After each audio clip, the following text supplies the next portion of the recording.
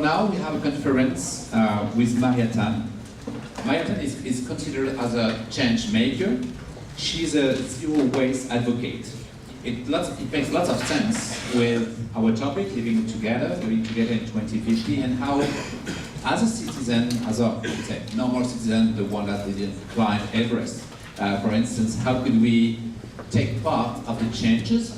How could we make a change for our planet, our environment, and how could we live together in 2050, or maybe from now until 2050, with a new approach of clothes, of food, of everything like that. So that's very important for us to welcome Mariatan. She's Singaporean, and she made a lot of changes in her whole life. And thank you very much, Mariatan, for being with us today. Thank you very much.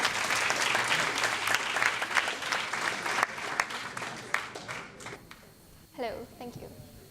Thanks, Xavier, for the introduction. I'm very happy to be here, and very excited to see everyone here today. And the first thing I'm going to do is to give a little introduction about myself. I'm 24 years old this year. I'm from Singapore, and I'm born and raised here in Singapore. And just to give a little background, because this makes a lot of sense when I go deeper into the content of my presentation. I studied economics in the UK, and now I'm working full-time in economics research. So whatever I present today is actually considered my dual life. It's completely unrelated to my full-time work. And as Xavier mentioned, I'm here to tell you about my journey to a minimal waste lifestyle. And I just wanted to do a quick poll. Before this session, how many of you ever heard of the term zero waste? Whoa, that's actually quite a bit. But if you ask an average Singaporean, they would, before 2018, 90% of them would not have known what is zero waste. And so, I mean, that's just a little introduction of myself. I'm not going to talk about my diet, but I'm also vegetarian and aspiring vegan. And these are just the Instagram platforms that I sort of work on. Okay, so before I go into the actual journey of how I turned zero waste, I think it's really good to give an introduction of what made me start on this journey. And when I tell people about my journey as well, the first question I always get is why. And so this is really the turning point. I'm a huge nature lover. I love hiking, trekking, and camping. And this was during a camping trip in Norway. It's my graduation trip. And this is just another photo of me in front of a waterfall. And at this moment, when I was camping, I was using a lot of disposables. And if any of you have gone outdoor camping before, you will realize that with the cooking and the preparation of camping, you use a lot of disposables. And when I was camping in Norway, I realized, when I went to the different campsites, I realized that it was just littered with disposables. And at that very point in time, I think it's because I also finished my degree, and so I was a lot more free to think about stuff like that. So I realized that I was taking a lot from my environment, but I wasn't doing anything to give back. And so at this point in time, I realized that I had to make a change. But what that change would be, I wasn't sure. I just wanted to know that I wanted to align my lifestyle to what I believed in. So this was when I embarked on the journey of realization. And with this sudden realization that I wanted to align my lifestyle, I was just stumped by how I could contribute to protecting the earth. It just seemed very daunting. And so the first thing I did was to equip myself with knowledge. And these are just some of the documentaries I watched. And the true cost is, I think the true cost is on Netflix. So it's really easy to watch. It's a really easy read, watch. A Plastic Ocean is life-changing. It's a life-changing documentary. How many of you have watched A Plastic Ocean? Great. So it really is amazing, amazing watch. And it's I don't know why so few people have watched it, because the things they show and the insights you derive from watching the documentary is honestly life-changing. Like when I watched the documentary, I think it's on Netflix as well, and I was just watching it myself, and my dad was behind me, and he wasn't interested in the documentary, of course, but when he watched what the documentary showed, and I'm going to show you the trailer later so you know, he was honestly flabbergasted, and he's never been into sustainability. Like, even now, he's a tiny bit into it, but after he watched the documentary, he was like mind blown. And this one's a plastic China, similar to a plastic ocean, but a lot more focused on developing economies, such as China. Okay, so I'm just gonna play a little trailer from the plastic ocean. I hope this works.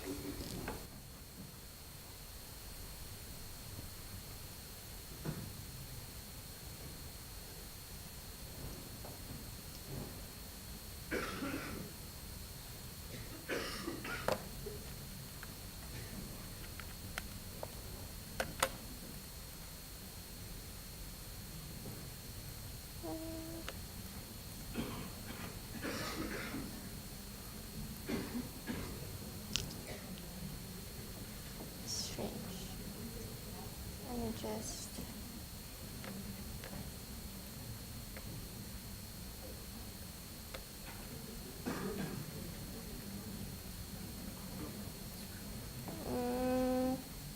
it's really strange. Okay, but anyway, the documentary, I just highly recommend everyone to watch it. I mean, you don't have to watch the whole thing. Some bits of it is repetitive, but it's basically, I'm just going to give you a quick overview. It's basically how our plastic pollution is affecting marine animals and the ocean acidification, and it covers a whole wide range of topics that you won't typically get exposed to. And it's done in a way that it's not in your face. So, I mean, it's a really easy watch, and it's so readily accessible.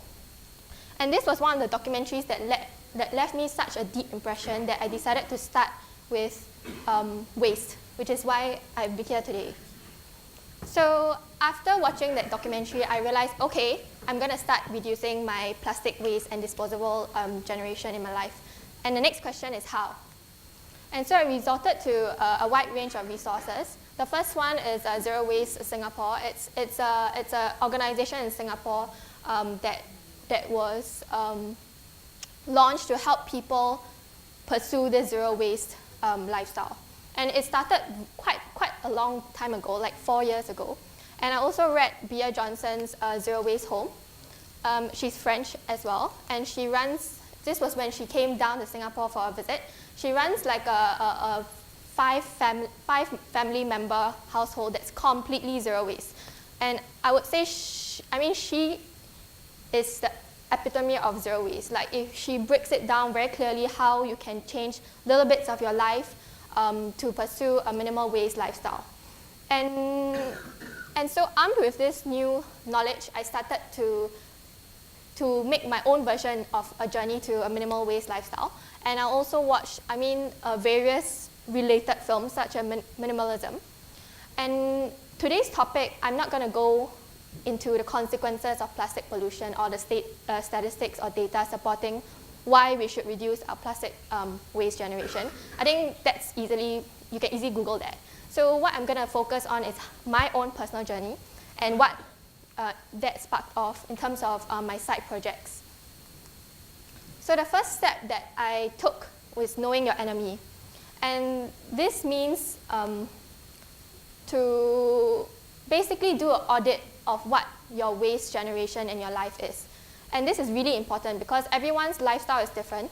And so the type of waste and the amount of waste you generate is different. So this is Lauren Singer. I don't know if anyone has heard of her. I'm guessing not.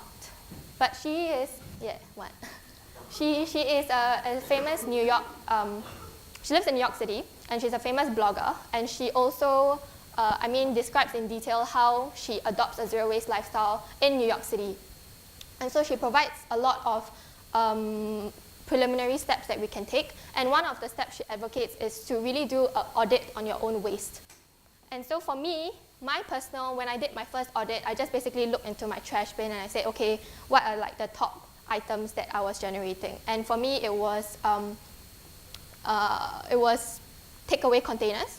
I mean, they're everywhere in Singapore. I don't know if you noticed. There are takeaway containers and coffee cups. And I was already bringing my own bag to the supermarket because in the UK they charge for a plastic bag. I'm not sure. In Singapore we definitely don't have it. But so that was my enemy. It was takeaway containers and coffee cups. And before I go into the next step, I actually want you guys to, just take 2 to 3 minutes to think about your own waste generated. Just go through the everyday life. You wake up, what do you do? Do you floss? Do you put contact lens? What is the type of waste generated? And identify 2 of your top enemies. So if we can take 2 minutes just to do that, and I'll continue at 9:21. That's okay. If I can just get 2 volunteers to share their top 2 enemies. And I love picking the people that deliberately look away. So, do you want to share what?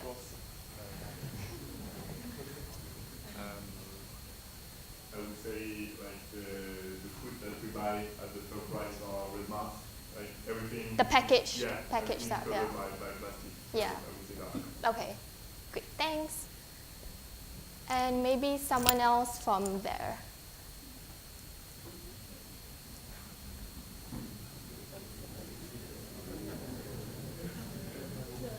Do you want to share?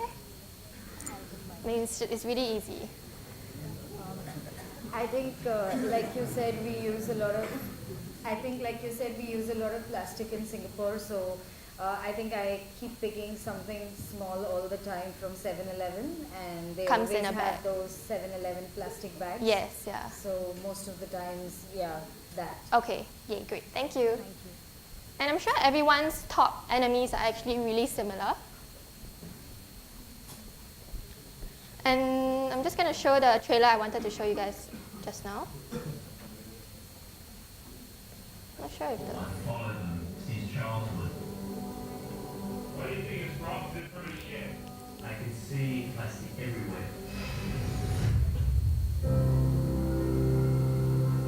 We were in what we thought was a relatively pristine environment.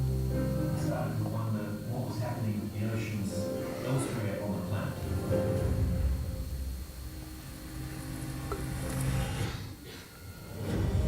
Growing up, my world was the oceans.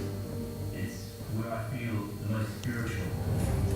As a freediver, it was the place where I proved myself to myself. Finally had the opportunity to pay the sea back. Only a fraction of the plastic that we produce is recycled. This is never going to degrade. It's got nowhere to go.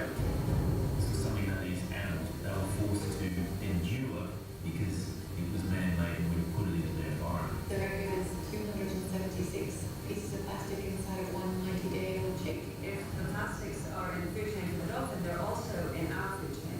Exactly. Communities are built on these landfill sites. So sweet potatoes, corn, sugar cane, all growing on 40 years of garbage. Generally not wrapped in plastic. No.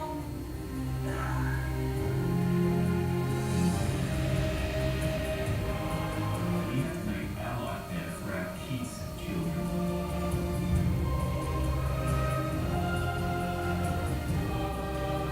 Change is possible. It starts with us.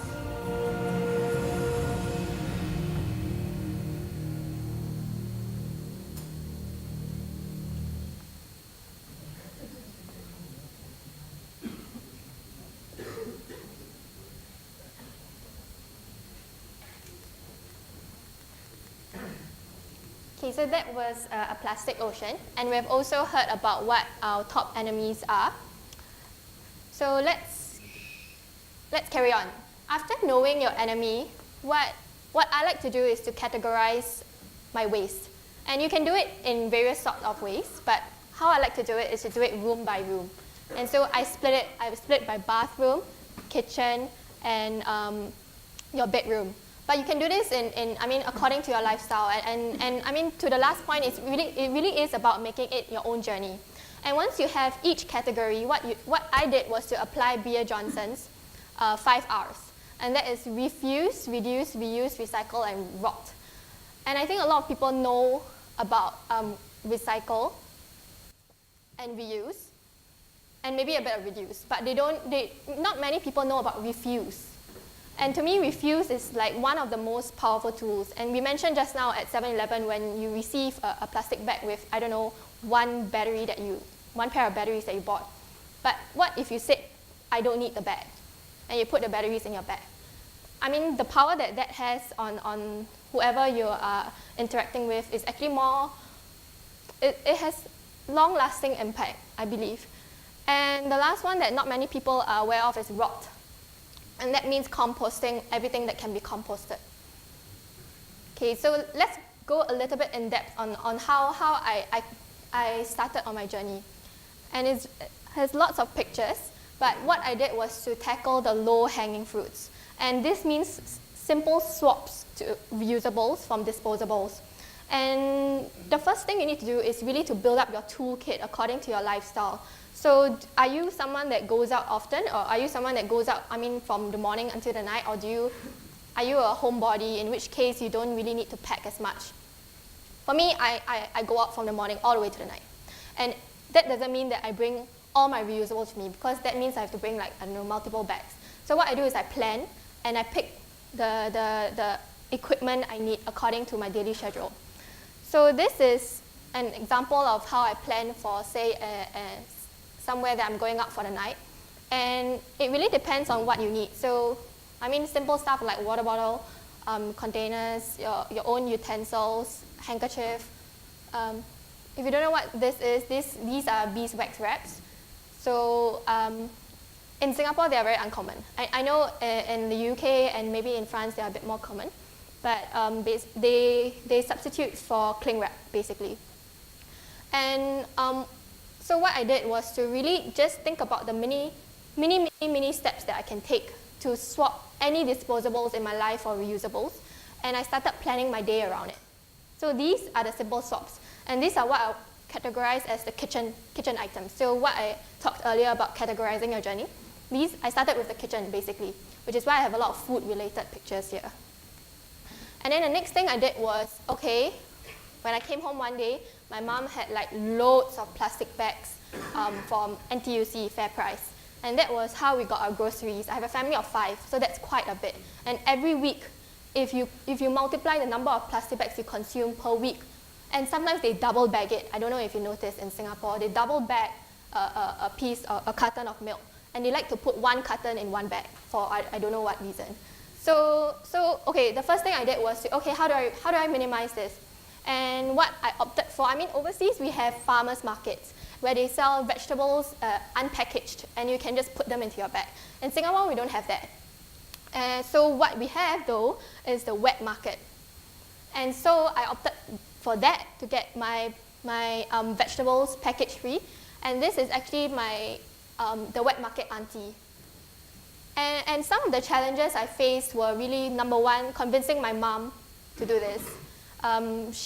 Even at the wet market, everything is bulk and unpackaged here, but they provide rolls of plastic bags for you to put your vegetables in and weigh them.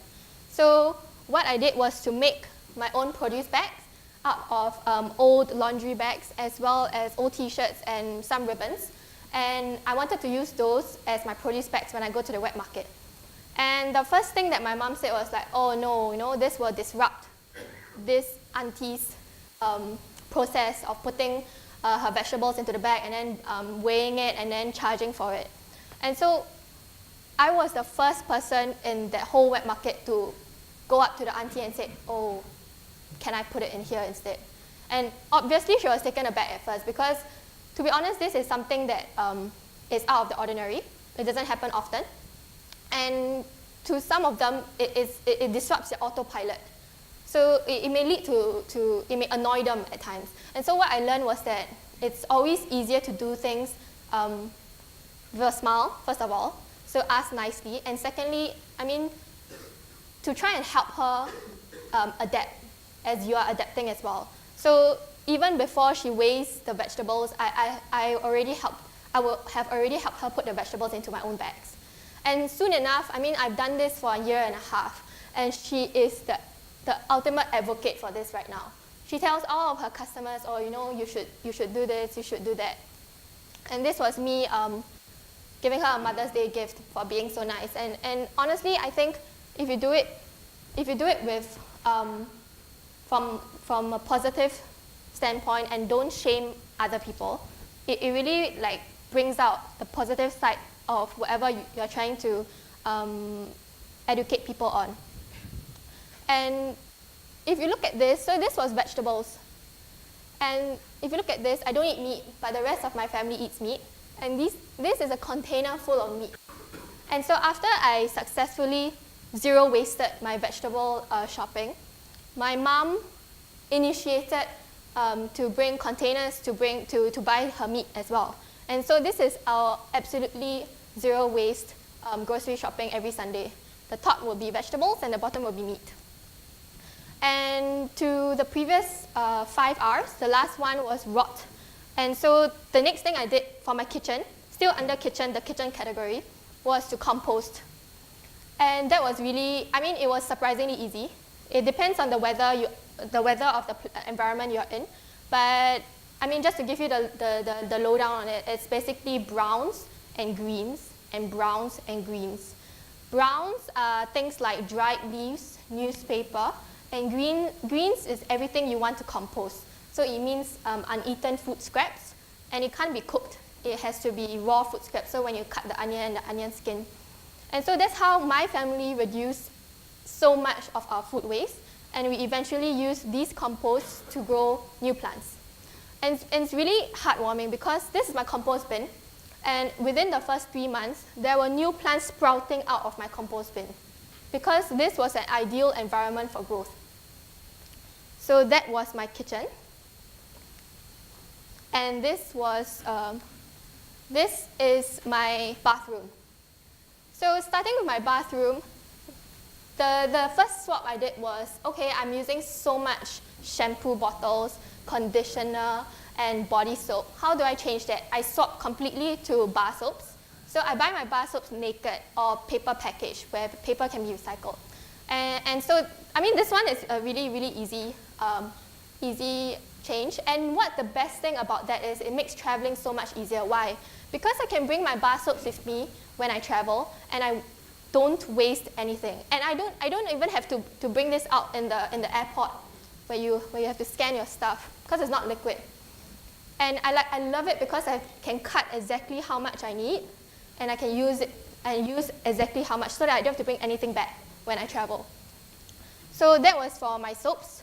And the next thing I did was, I mean, this is more for the ladies, but it's makeup.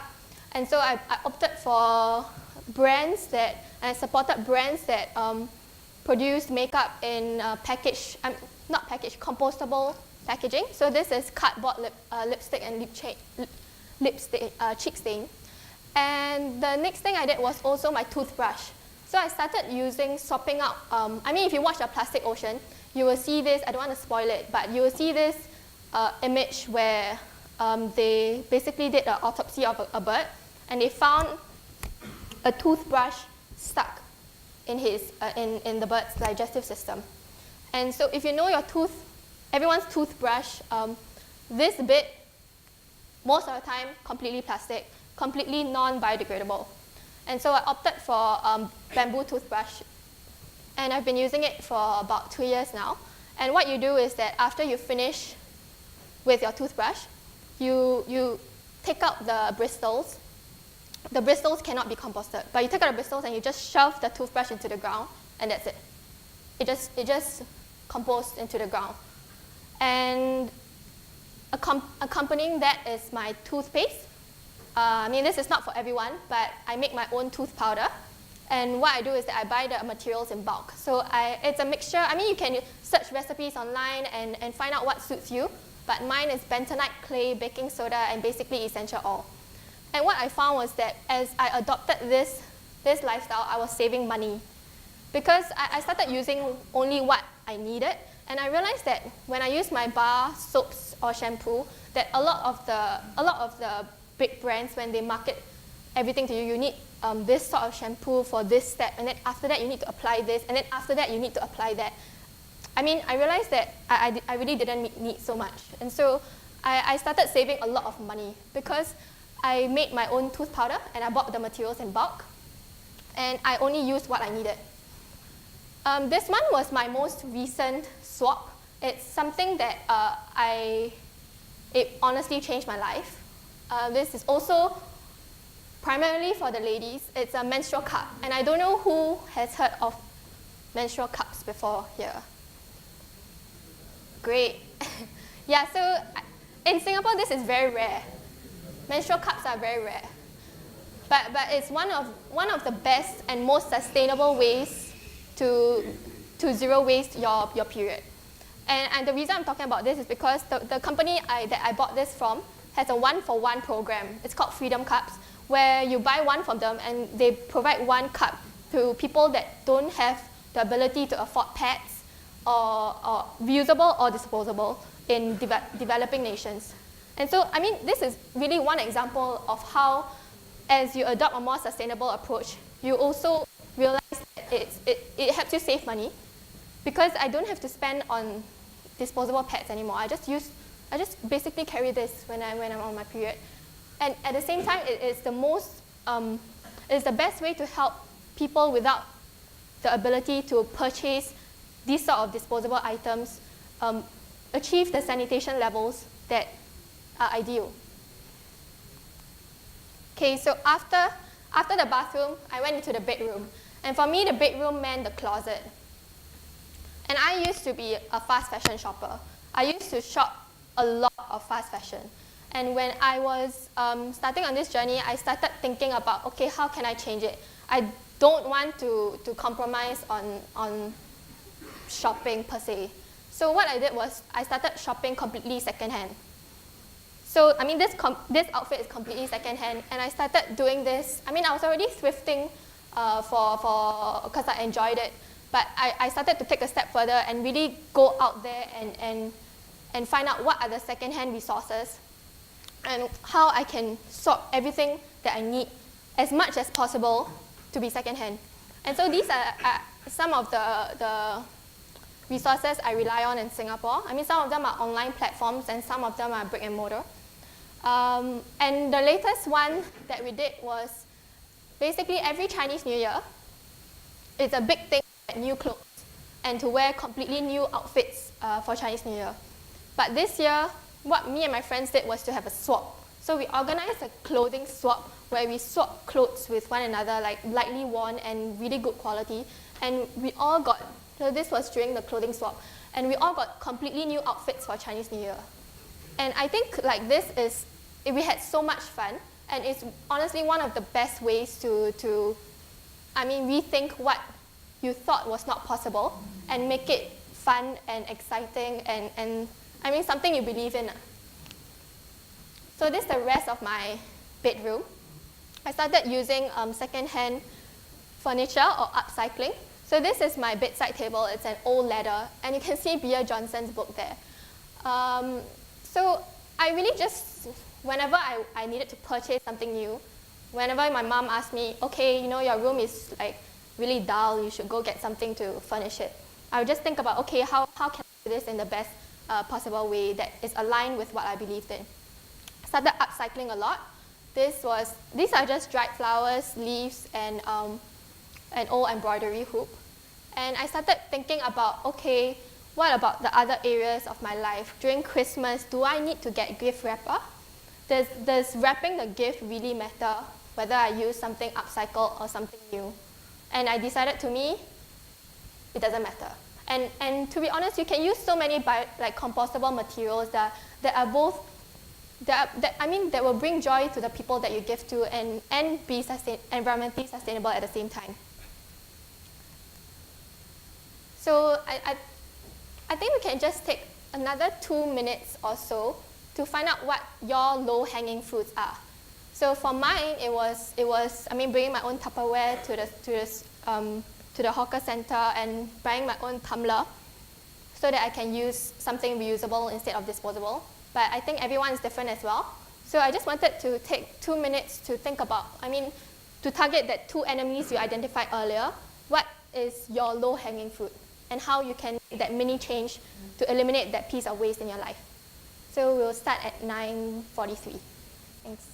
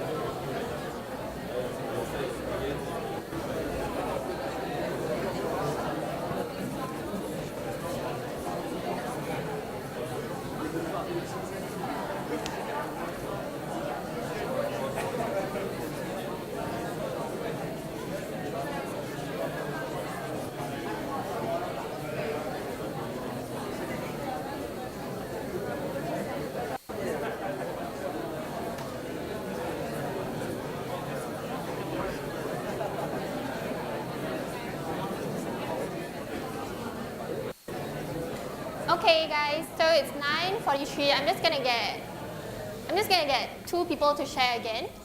So I mean, really easy. Someone from here that volunteer. Otherwise, I'll just ask. Do you want to share your low-hanging fruits? I mean, just something simple. I'm not doing it. So I mean, there's no point in me Okay. sharing it. I don't do that. I know, but I mean, just identifying in your life. I mean, something that you can do. Okay. Just changing your plastic bag for a material bag Yep. when you go shopping. And there's also something, I use a lot of cotton Okay. every morning. Yeah. So what would you advise us to use? They're actually instead? reusable, Yeah. So that's reusable something I cloth can bags. do Yeah. also. Great, thank you. And maybe someone from the middle block, from this row. Okay. Yes.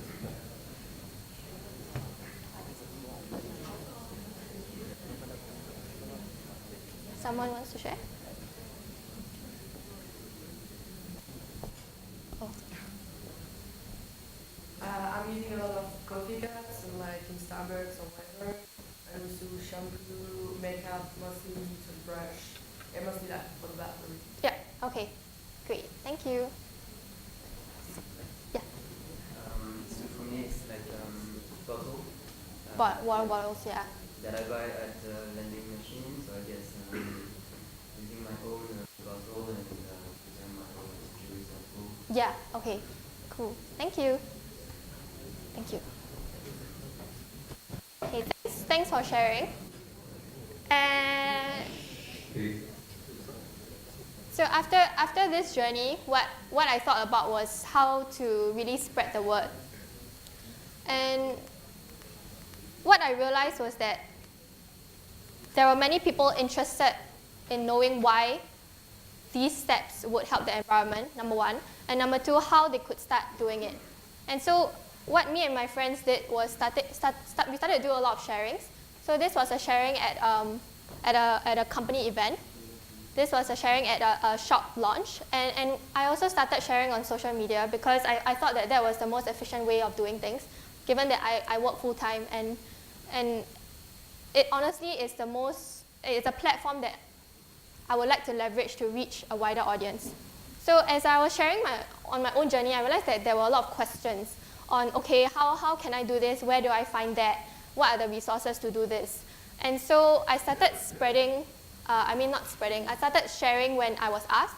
And this was actually something in the office and in my corporate and where I work. And I'm not one to preach, so I don't go around telling people in the queue, oh, you should bring your own mug. I never ever do that. And I never ever go up to someone and say, you shouldn't do this. So my approach is always something that's a little bit more passive, and I think a little bit more subtle, and honestly, I think a little bit more effective. So I just go about doing my own thing. I just bring my own containers, I just bring my own mug, and when I do that, it's something different. People notice it, and people ask. And when people ask, I share. And so that's my approach, and I never ever force someone to make a change that they wouldn't want to. And honestly, I think that is the most efficient way of doing things, because if you think about it, no one likes to be told to do something, and no one likes to be shamed. So in that aspect, I think the best way to spread the word about something you believe in, or it may not be about environmental sustainability, it may be about something a totally different cause that you believe in, is to really do it in a more subtle way, and to think about the most positive way of sharing what you believe in. And of course, with every sharing I do, there are skeptics. And the most common skeptic I get was, okay, you're doing this, you're one person, you're not gonna change anything. Okay, so this is my response. And I'd like to share with you how I think I am making a change and that individual effort helps. So our dollar signals our willingness to pay for a certain product. And that product doesn't mean you're paying for the chocolate. You're also paying for the packaging. And so producers internalize consumer signals when they make production decisions, and that includes the quantity, the quality, and the range of products they produce. And to me, the more we support businesses, and the more we support green businesses in particular, the more they enjoy economies of scale. And one of the most frequent comments I get is that, okay, this sort of lifestyle is only for the rich. Well, if I calculate the total amount I spend compared to someone else, I can assure you that I spend much less than anyone else. And furthermore, I think that applies to businesses as well. And the reason why certain products are priced more than others is because they simply don't have the scale. And so what I'm trying to do is to support green businesses because I believe that this can help them scale up and achieve economies of scale. And I think this is also evident. I mean, the fact that producers internalize consumer signals is evident from the recent springing up of zero-waste enterprises in Singapore. And the zero-waste movement in Singapore is fairly new. It really only started to take momentum in 2018. And these are some of the examples of the shops that popped up ever since. And to me, large MNCs are listening, not just social enterprises or small micro enterprises. So these are just some of the news articles recently that came out to talk about how corporates are making little changes to reduce the plastic waste in their operations. And what's most important, I think, is that the more we support green businesses, the more it spurs producers, suppliers, and innovation.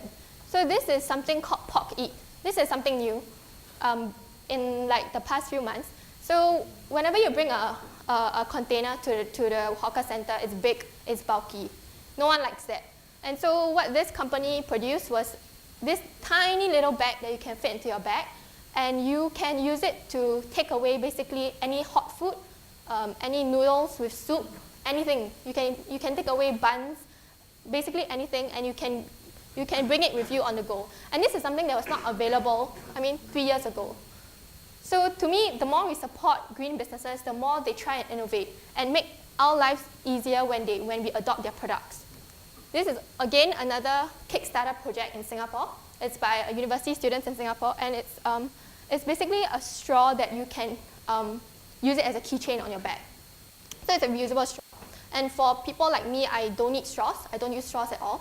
But I know some people who love to sip on iced coffee or whatever, and this is a huge, huge success. Like, they've already made their Kickstarter budget and everything, and so they are going out into commercial rollout. And so this is what I mean by when we vote with $1, we basically tell whoever we are buying from that I support your product. And to me, that makes a difference. Okay, but that's all anecdotal evidence. And I study economics. I work as an economist. I like to look at data. And so this is the basically zero waste Google trend from 2013 to 2018. This is obviously not in any way a regression analysis. There's no econometrics involved. There's no causality inferred. But you can see that it has been an upward trend since 2013.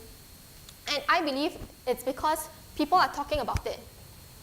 There are more festivals, there are more talks, there are more sharings, there are more green businesses coming out and telling people like, okay, this is a new problem we have, let's try and fix it. And I believe this is driving, this is obviously not exclusive to Singapore, but this is obviously driving some discussion. And this is also another data point I like to cite. It's the hashtag ZeroWasteSG. I started hashtagging ZeroWasteSG 2 years ago, and this number was 200 posts. And now it's 8.4K. So that says something. You can say that, okay, it's just a tag. It doesn't mean people are changing, but to me that's a data point. It tells me something about where consumers' interests lie and where their interest is going to be in the future. Another data point is the Journey to Zero Waste Singapore membership. And to join as a member, you have to fill up a form. It's not something anyone can just join. You have to fill up a form, and you have to answer questions and everything. So, I mean, that's a barrier to entry to this group. But yet, the membership has like spiked over the past few years. And to me, this is also an outcome of, increased discussion, deliberation over this topic. Okay, so having established the problem, what me and my friends did was to try and add to this movement. So this slide basically, outlines what was the state of Singapore's sustainability scene about 2 years ago. So there were many small bulk and zero-waste shops opening, a few mass eco-friendly events, but they were mostly not targeted to the average Singaporean. There were abundance of zero-waste guides and tips, like I showed you, Lawrence Singer and Bia Johnson, but none of them for the context of Singapore alone. And furthermore, green habits are seen as uncool or tacky by the younger generation, in Singapore especially. So what we did was to organize a mass event called Ground Zero Market, and we collaborated with a local sustainability center called Ground Up Initiative. And what was unique about this event was that we made it both for the vendors as well as for the consumers. So for the vendors, we thought of bringing the community together. And before the event, we actually had pre-event brainstorming discussions on how we can help, how we can provide feedback to businesses on how they can reduce waste, how they can tell us what the operational challenges were, and how we can work together to resolve them. So this wasn't just an event for event goers, it was for the vendors as well, so that they can make long-lasting changes in their operations. Obviously, for the event goers, it was about raising awareness and also enhancing the accessibility to this lifestyle. We also opted to bring it down a notch in the sense that we wanted to appeal to the average Singaporean. So this was not held in town. It was held in a very in the heartland areas, and there was no aircon. So it was really village style, I would say. And to me, the casual setting actually works well because it breeds meaningful conversations about how we can protect our natural environment. Aircon is something that is artificial, it's human-made, and so how can we embrace the heat in a sense? Also, something we did, so these are all the vendors we had. We had a marketplace, we had information talks, workshops, retail shops, donation drives, and information and film screenings as well. And so what we did was for the vendors that were providing food, we said, okay, no single-use disposables, no selling of stuff in single-use disposables. Then the vendors were like, okay, then how? So what we had was to have wash stations. And this is like a 5-pail system. So inside there's this powder called tea seed powder, which acts as a washing agent. And we had this mini wash station at our event that had a little infographic on what this was. And this was how we achieved a mass event which attracted more than 1,000 people when we were targeting 300 people to have their food and drinks completely waste-free. This was an info talk on the plastic pollution in Singapore's coastal waters. So that, in a sense, tried to bring, a plastic ocean is really, really good and everything, but it doesn't appeal to the heart of Singaporeans. And so this was really to bring this effect of plastic pollution nearer to the hearts of our average Singaporean. Workshops, donation drives, and everything package free. So this is another initiative we just started. After the event, we had garnered quite a bit of a following, and we wanted to leverage that to do something different. So the state was that, okay, Singapore is different. There are different weather, cultural norms and beliefs, family and spending habits, and we wanted to sort of make this lifestyle more understandable, raise awareness, and more accessible. And so we started this new, online content. And it really is to show the challenges and successes of involving, incorporating more environmentally sustainable habits into our lifestyle. Like, we all face challenges. For me, it was social pressure, social settings, family, and negative comments basically. And we gave like really raw, unfiltered reviews and reflections, not only of products but of certain tips that will really help you adapt to this lifestyle. And to really end off, what we are trying to do now is to I mean, we're having a second iteration of the Ground Zero Market in 2019. That's in September. But we're also doing more information talks. So this one's at NUS. And we're also trying to push out more exciting content. And what we do, the best thing about Instagram is that you can do, you can look at the data. So this is our age range for people that we interact with on Instagram. And you can see that they are mostly of this age range, which is natural because I guess most people on Instagram are here, and also it's based on network effects. So what we're trying to do is to target this as well as this in our future events. And the next thing is that the sustainability scene is dominated by women. And it's across the board in all nations that is dominated by women. And so what we are trying to do also is to trying to bring the men on board in this movement and trying to appeal to them, like to show that, okay, you don't have to be passionate about the environment to adopt this lifestyle. I mean, we want to show that it helps you save money. It makes your life simpler. And that honestly, that's enough to make you want to make the switch. Because we know that not everyone has that same sort of passion for the environment that we have. And so the key is to making it appealing even when you don't have that passion. Thank you. Thank you. Thank you very much.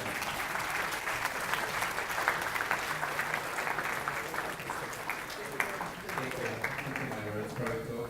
I'm calling on stage Nafal, Progression, and Alice. If you could join us on stage to start the question. Thank you very much. Hi, so thank you very much for this presentation. It was very inspiring, and I think we are all really sensitive about this kind of issue. So first you talk about individual changing, so very inspiring, very beautiful photo, but do you think we could make a difference in the collective way, and do you think you can influence the government and the Singapore government, and how you will do it? It's okay, I have the mic. Okay, so to this question, I think there are a lot of players in a sustainability scene or in any cause you believe in. And there are different agents and stakeholders you interact with. So to incite collective action, there are already existing different groups in Singapore that are lobbying for change with the government. And so when we decided, okay, how can we contribute to this movement in Singapore, we identified a gap in the market and tried to fill that gap. And so I would say it depends on you're in. I mean, if there are already organizations that are lobbying for change, and if you think that that's where your strength lies, join them. And if you think that your strength lies in inciting individual effort, then just do it your own way, I would say. Okay, thank you very much for your answer. And last one question, but why today, in 2019, why no selective sorting in Singapore, or why are rents so high in all the buildings? So why Singaporean government today didn't do nothing, you know? It's quite appalling. Okay, I speak on behalf of myself on what I think. Basically, your question is why isn't the government doing anything? Yeah. So the whole plastic bag charge thing was a huge controversy where the Singapore government eventually decided not to implement the plastic carrier charge.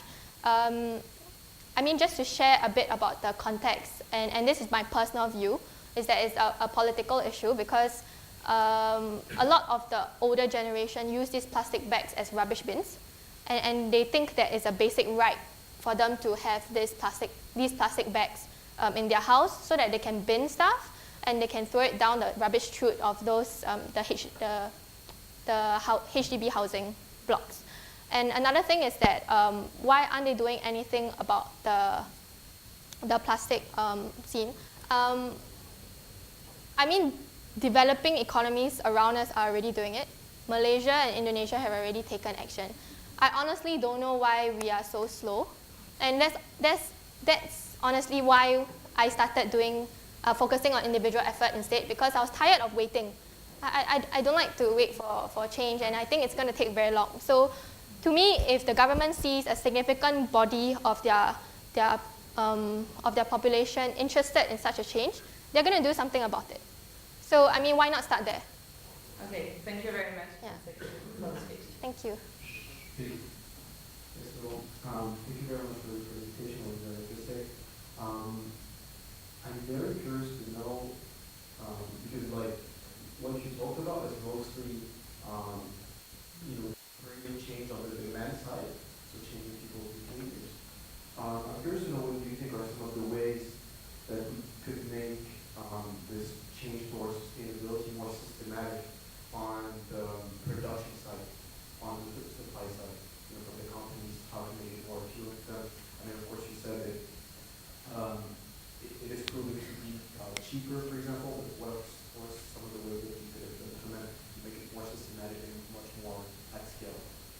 I think that really lies in regulations and also standards. So in Singapore, there's work to require or mandate a sort of CSR report from companies to report the amount of packaging they use in their products.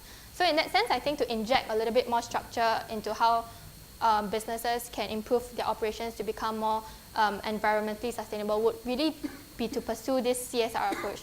I mean, not only by shareholders' needs, and as well as, I mean, it could also be a regulation thing, but honestly, from an individual consumer standpoint, there's nothing we can do as an individual, and the best thing we can do is to tell the supplier that I care about this, and so you should too.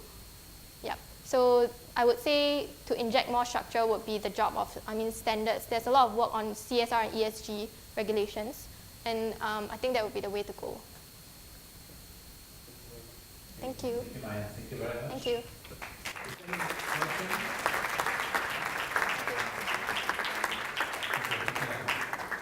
Maybe one question. Someone wants to have a question to Maya, or it's just a matter? Not really a question, but I would like to just state some kind of example, if that's okay with you. As part of the master in management, we have some group projects that we're supposed to do that are called the GCP, and two of the groups in December have some project that is part of the zero waste, so that's why I want to talk about it. One of the projects is the welcome pack that we gave you to those who were not from the master management, so I guess they could buy it today and the photo of it. So it's just like encouragement, the master management to use them, the photo of the water and the white disposable bags for the grocery. We don't use plastic bags. The second project that was done is on the group behind me, and it's your box. So you can find it on Facebook. It's basically kind of one of biological food, and you can order it, and every 2 weeks you have vegetable and fruit.